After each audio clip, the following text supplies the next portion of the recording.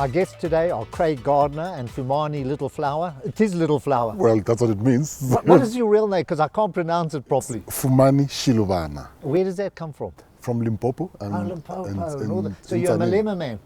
No, I'm a real family man. I was about to take one step to the left. No, you can come closer. We're really here to discuss a movie that Craig has written called My Father's War.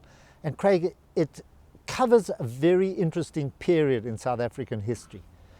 I don't know whether it was a conflict, because it wasn't really a war, it was more a conflict in Angola. Depends on who you talk to. But there is a conflict between father and son. Yes, yeah, that's the basis of the movie. It's at its heart a relationship drama between a father and a son, a dysfunctional relationship that takes place in 2003. And what happens is that we've got this relationship where the father is a veteran of the border war, and he's damaged goods. He's psychologically damaged goods. He's been an absentee father. The son resents him, has feelings of abandonment and anger and all that. And what happens is it's a relationship that has no hope. And so what happens, and the son really presents our today view on the border war, which is basically, it was a propaganda war. It was, the government told people, one thing, but it was another. But we don't politicize the war in this movie. But effectively what the son does is he voices our opinion on what a lot of the public perceive to be the reasons behind the war and why people went to fight. And what happens is, over a period of 4 nights, this 19-year-old boy has a series of dreams in which he is a soldier in the border war. And through that experience of being in the war, he is able to understand what his father went through. Tell us a bit of background. We're going to come to you as well, because you must have a role. Of course. He plays the waiter. He was the waiter. Are you kidding? Wow. So before we get onto that, what role were you? I was playing Floyd Mabella, who's... Oh, of course. You look like him, actually. Apparently... You do look like him. He did.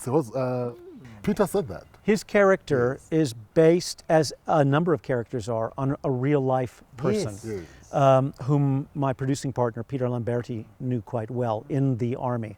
So Fumani's character it's an amalgam, of course, but it's based on a black soldier who was in the special forces with our producer. Because there was conflict within Angola. There were 2 different forces. Some of them were pro-South African, some were anti. Yes, because even one of the characters in the story mentioned that he's fighting against the Angolan war. He's with the South African soldiers in the film. Yeah. Just to go back, what was the character or the background of the father? Was he a traditional Afrikaans? He was. Okay. He was an Afrikaner who was conscripted, and then while in this is all backstory, of course, but while in the military, veered off and actually became a paratrooper, and then as a paratrooper then became part of the special forces, and or the recce's as they call them. So he spent he spent a certain amount of time in the war as a recce, and then after the war, coming back to civilian life, didn't really know what to do with himself, and went off to Iraq to do VIP security for diplomats and things like that, which a lot of people do. They go into private security and like that, and hasn't really been able to properly adjust to domesticity. I think that's happening in America at the moment as those soldiers come back. But I'm interested in Fumani's role, because if you were special forces, you were fighting on the side of the South African Defence Force. Yes, in my character, yes, was fighting with How do you interpret that, and how do you play that? I mean, what goes through your mind when you play a soldier who's fighting alongside a government that was reviled by the rest of the world? For sure. Funny enough, I have a friend who was in special force. So I went and kind of spoke to him about what is the mindset? What do you think, and when you're there? Is it you when you're there or not? And I also spoke to Peter Lamberti as well to try to find out the mindset. And fortunately, what they told me is something that I used for the character, that when they're there, it's normal, most of the time the drill takes over. And In other words, you're a drilled soldier. This you're- is what you do. You're a machine.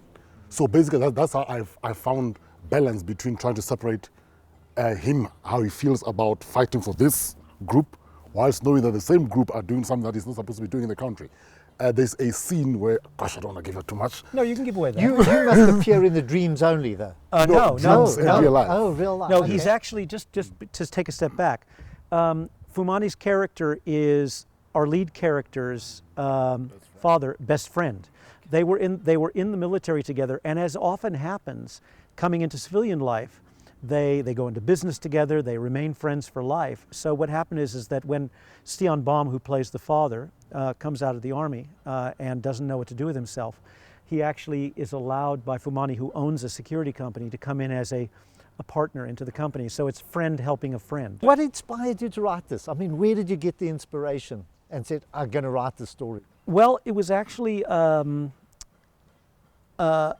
joint inspiration. My partner on this, Peter Lamberti, the producer, was a recce.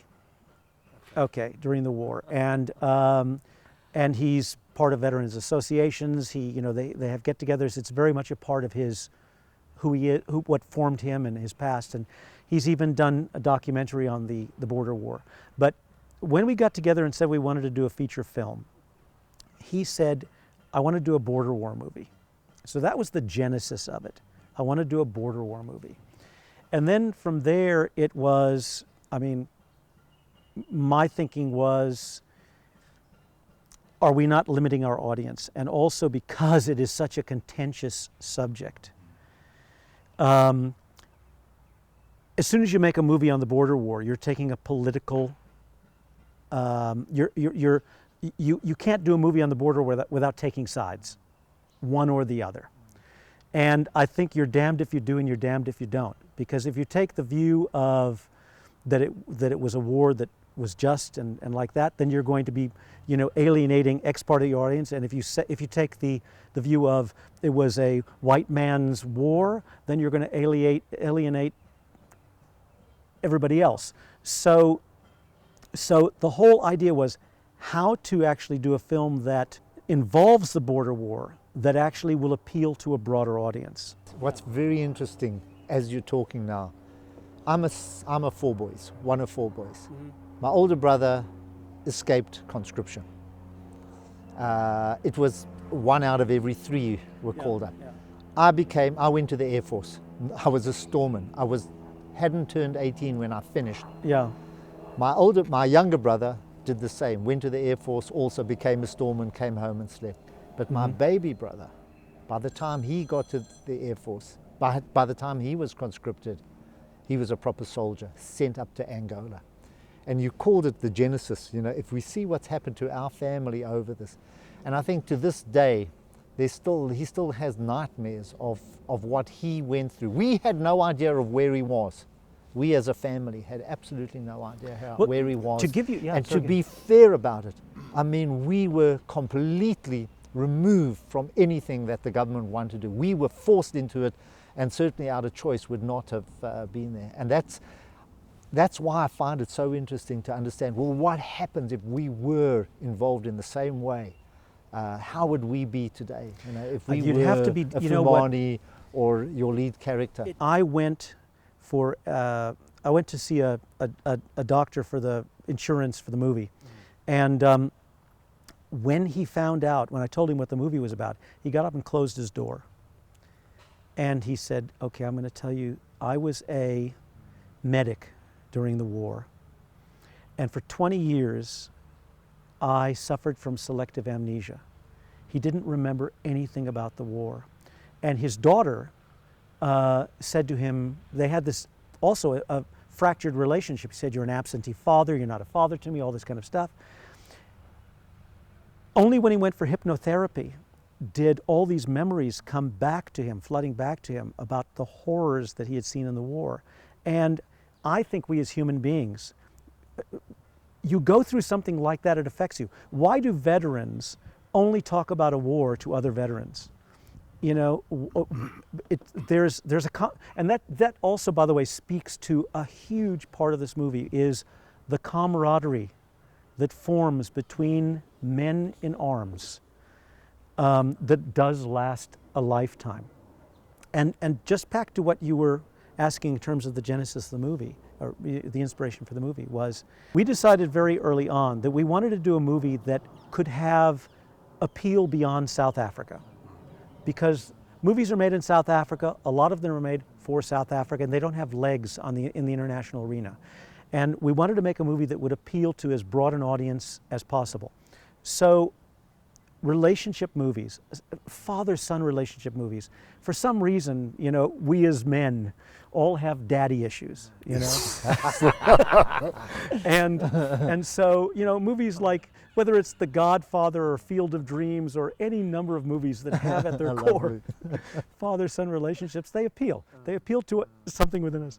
So the idea was, going to do a relationship movie that can appeal to a broad audience, and then with a background of the border war, where we can actually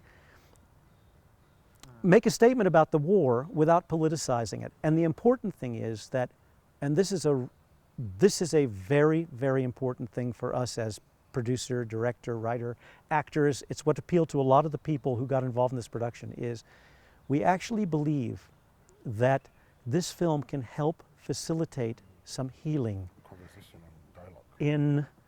within families, within a generation of, you know. I have no doubt you're on the right track, because I think so many of us who live in this country go through almost looking back and trying to say, what could we have done? We're going to have to wrap it up now. I'm looking forward to it, but I just want to end. When I said I was in the Air Force, I think the only thing that I got out of it while I was 9 months in the Air Force is that I learned to play soccer. I was too small to play rugby, and I think every day of my 9 months I was on the soccer field, developed a lot of skills that really helped me later in life. I think you also learned to drink beer. Did you also learn to drink beer? Not where I was. We drank pepperdilla. You won't remember a pepperdilla. But I look forward to it. I think that I think you're on the right track. I'm sure this is going to be a very successful release, and something I think maybe that we should all watch. Fumani, Craig, it's been wonderful having you. Thank you. You've been on the couch with me, David Shapiro.